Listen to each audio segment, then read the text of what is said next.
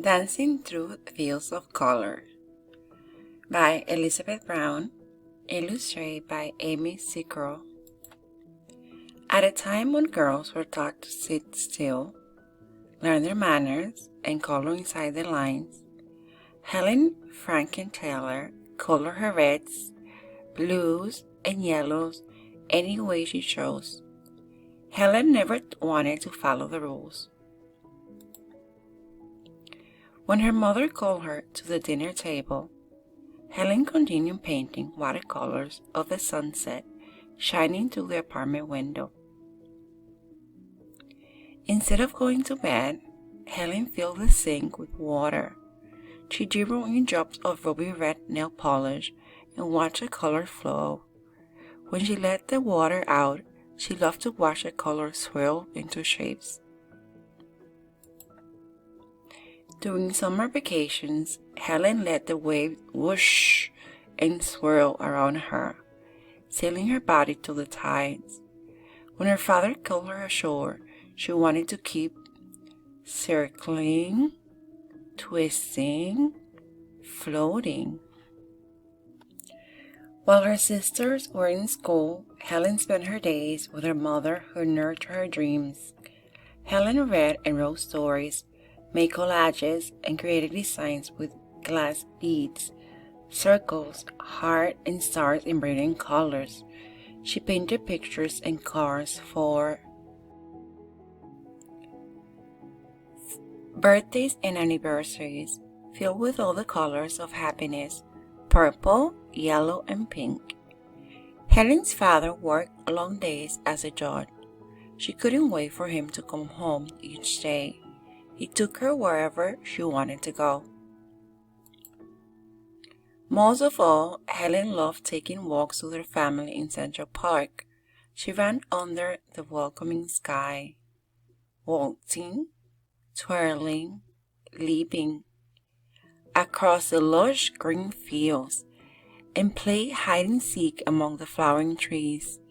When it was time to go, Helen took the colored chalk she just stuffed in her coat pockets and drew a line from the front of the Metropolitan Museum of Art to the park, across the street, and through the crowds around the corner.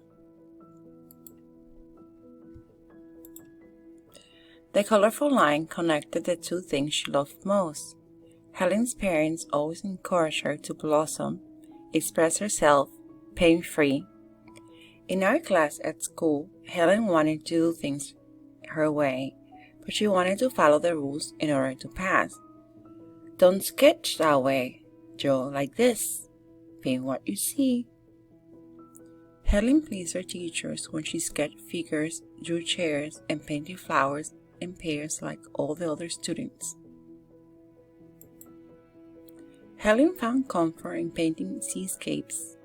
The blue and green reminded her of summer days with her family at the beach. She made pictures of her trip to the country with birds of orange gold, paint that warmed her feet like the sun. Soon, Helen's happiness disappeared entirely. When she was 11, her father died. Helen missed him so much that her sadness caused pounding headaches. She struggled in school. Helen tried painting, but nothing came out.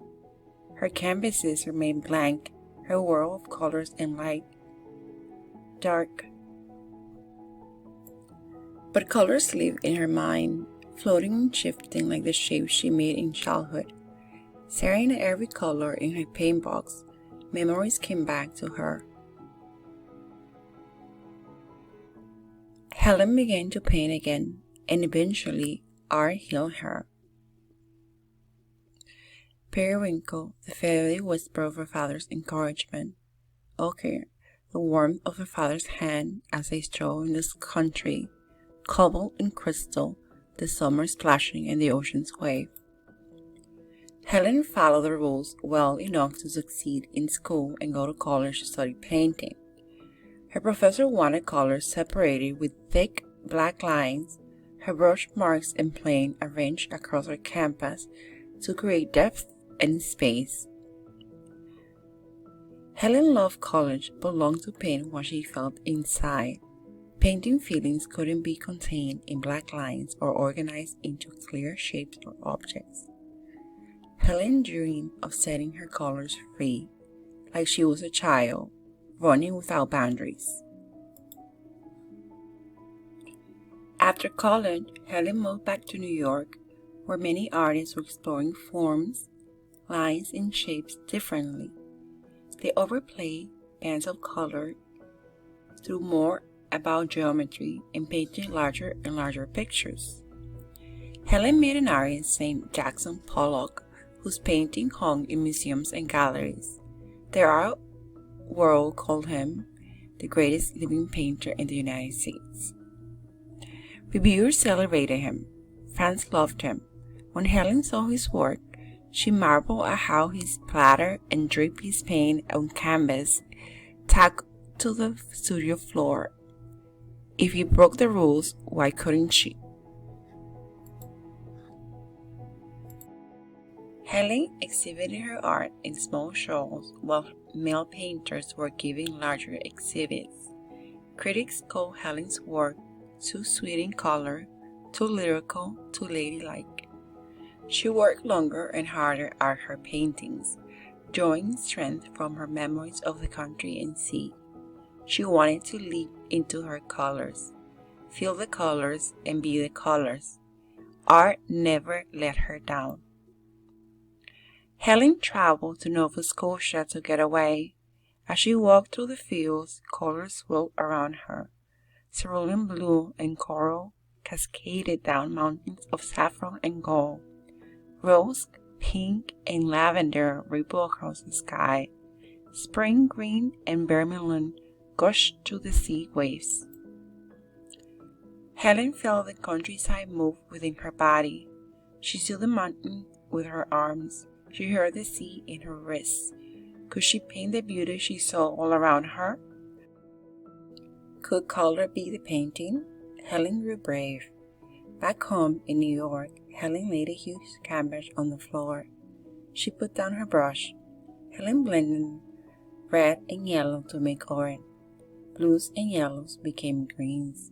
She mixed and mixed and mixed rainbows. Helen swirled charcoal lines across her canvas to guide her, like the chalk lines she drew as a girl in the city. With a fistful of pink, Helen turned her wrist outward and spread the paint. Streams of color racing, spiraling, the paint soaking in the canvas, like rain seeping into soil. Helen grabbed a bucket of crimson and poured, setting her color free. They ran and rushed. The color turned into memories. Helen imagined mountain peaks of Nova Scotia with her arms. She remembered the sea's waves with her wrists. With a sweep of her arm, she splashed green like a sea foam.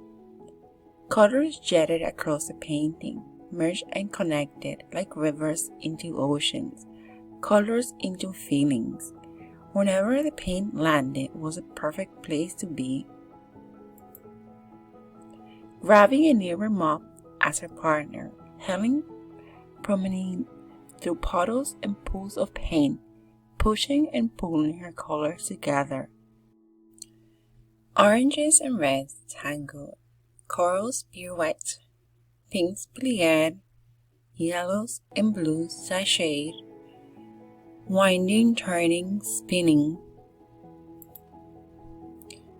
When she was done, Helen danced in that field, free among all the shimmering colors of her life, extending, reaching beyond the painting into forever.